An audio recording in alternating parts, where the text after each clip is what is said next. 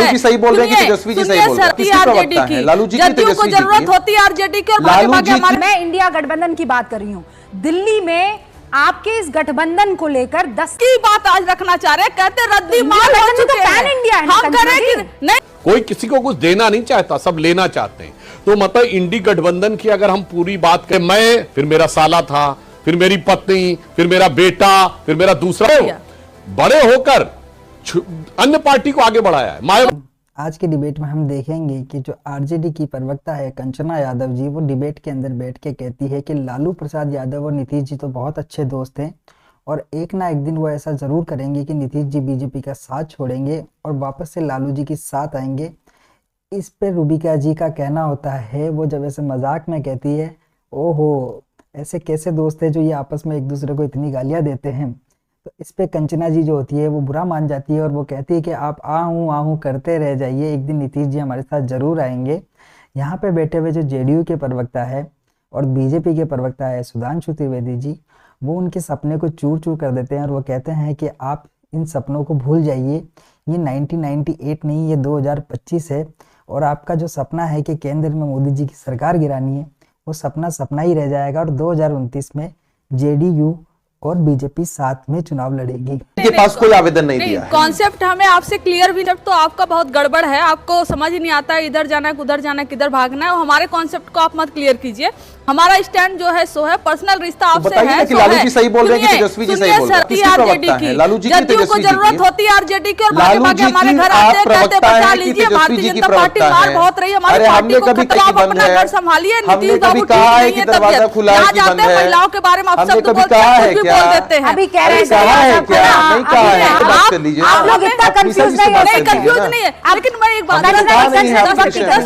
विपक्षी एकता में टूट की वजह हमने पूछी थी, क्या लेना देना नहीं, उनसे कोई संबंध नहीं है। आप उनके बयान को, कांग्रेस का बयान कोट कर और आरजेडी और कांग्रेस में डिफरेंसेस अगर बिहार में बताने की कोशिश कर रही हैं तो ये पूरी तरह से गलत है और फर्जी है। हाँ। और जहां तक रही बात, कम से कम हमारे यहाँ इतनी तो डिग्निटी है कि लड़ना है अगर स्टेट में, नेशनल लेवल पे हमारा था अलायंस, अगर स्टेट में लड़ना है तो आमने सामने फाइट करते हैं भारतीय जनता पार्टी की तरह। बिहार में नीतीश बाबू के लिए सांप की तरह निकल भी जाए। आप वही हो रहा है नीतीश कुमार जी, अभी पूछिए ना यहाँ पर जदयू के प्रवक्ता रहा नीतीश कुमार जी के साथ, एकदम बेचैन है, एकदम परेशान है। भारतीय जनता पार्टी जदयू को खत्म करने की, निकल जाने की कोशिश में लगी हुई है। जो आपको साफ नजर आ रहा था, आज आप कह रहे हैं कि आइए आप हमारे साथ मिल जाइए। आप ही की लोगों की तरफ से बयान आ रहे हैं ना नीतीश बाबू को लेकर।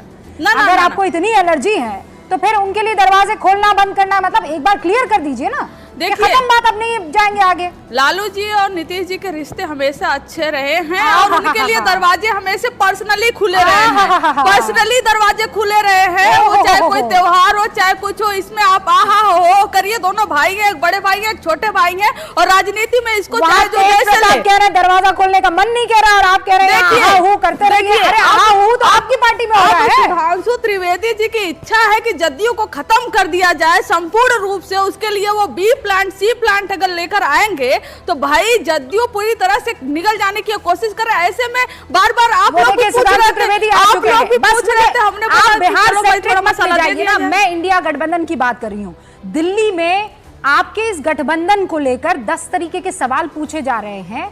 आप देखिए ना, ये ऐसा कभी हो सकता है कि दो दोस्तों और आपस में इतना लड़े कि इज्जत नाम की कोई चीज ना रहे। जिस तरह आप लोग भी मैडम कि आज जो हो रहा है ये इंडिया गठबंधन के साथ ही है।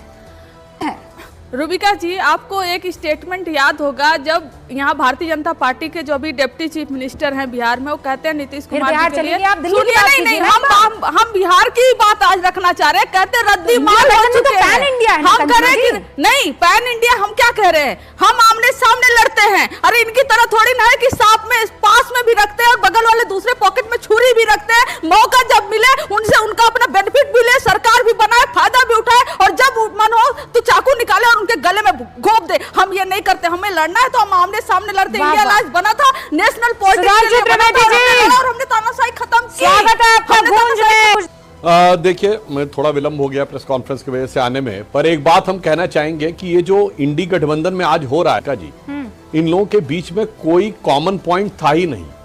ये परस्पर एक दूसरे के स्वार्थ में आए थे और आज भी इनके लिए अपना स्वार्थ पार्टी से ऊपर है, यानी गठबंधन से ऊपर है।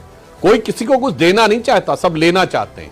तो मतलब इंडी गठबंधन की अगर हम पूरी बात कहें तो जो एक पुराना गीत था ना, उसकी 2 लाइनों में और आज जो अब एक दूसरे बिल्कुल ठीक एक उसमें आ जाता है कि कभी खुद पे कभी हालात पे रोना आया और बात निकली तो हर एक बात पे रोना आया। और उसकी आगे की लाइन थी, वो इनके दलों के अंदरूनी भाव को दिखाती है, कौन रोता है किसी बात और की बात पे है दोस्त, सबको अपनी ही किसी बात पे रोना आया। तो केजरीवाल अपने स्वार्थ में थे, राहुल आज समाजवादी पार्टी अपने स्वार्थ में थी, और ये तो बिहार में भी आरजेडी अपने स्वार्थ में थी। सबको लग रहा था एक फोकल पॉइंट है, एक कोर वोटर है, उस कोर वोटर के माध्यम से हम सत्ता तक पहुंच जाएंगे, वो डिवाइड नहीं होने पाए। अब क्या हुआ, उसने इतना जलवा, इतना भौकाल दिखा दिया लोकसभा में। आप याद करिए राहुल गांधी जी की पहली स्पीच, उसमें कहीं किसी दूसरे नेता का नाम नहीं लिया गया, ना शरद पवार जी का, ना ममता जी का, ना लालू जी का, ना अखिलेश यादव का, ना केजरीवाल का, किसी का नहीं। वो ऐसे शो करने लगे जैसे इस जमीन से आसमां तक मैं ही मैं हूं, दूसरा कोई नहीं। अब सब घबरा गए कि भैया ये कोर वोटर पैसा तो नहीं, यही सब ले जाएंगे। पहले तो उन्हीं का था ना, कांग्रेस का, जो ये लोग लेके आए थे। अब इन्हें लगा कैसा ना वापस लिए चले जाएं। तो बस कौन रोता है किसी और की बात पे, दो सबने एक दूसरे को निपटाना शुरू। ये कह रहे हैं हम जो लड़ रहे हैं सामने तो लड़ रहे हैं। वैसे नहीं रूबिका जी, देखिए हमारा जिसके साथ भी गठबंधन रहा है, हमारा जदयू से गठबंधन 29 साल में डेढ़ वर्ष के 2 ऑप्शन को छोड़कर परमानेंट रहा है।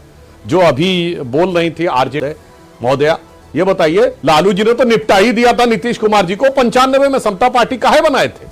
उन्होंने यही कहा था सब कुछ वो अपने लिए रखना चाहते हैं, किसी साथी को कुछ नहीं देना चाहते। हमें याद है बचपन में रूबिका जी, लालू जी जब मुख्यमंत्री बने थे तो जात बिरादरी के नेता नहीं थे, गरीब गुरबा की सरकार थी।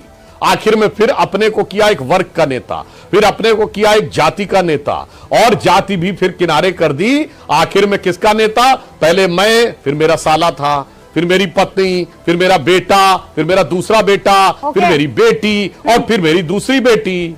तो बस इस कारण से वो अपने आप अपने कर्मों से अपने को संकुचित करते करते एक विराट व्यक्तित्व से एक परिवार के नेता में नहीं, उसकी 29 साल में परमानेंट रिश्ता, परमानेंट इनका रिश्ता है नीतीश जी से। क्या है ये आपके टेलीविजन पे लाइव है, ये तो खैर ये बहुत लेते हैं कि नीतीश जी फिर से नहीं पलटेंगे, आपका साथ नहीं छोड़ेंगे। इतना परमानेंट रिश्ता है तो गारंटी भी तो ले ही सकते होंगे आप गारंटी लेकर दिखा दीजिए। और जहां बात लालू जी की रही, तब भी लालू जी मसीहा थे, आज भी हैं, और लालू जी हमेशा मसीहा रहेंगे।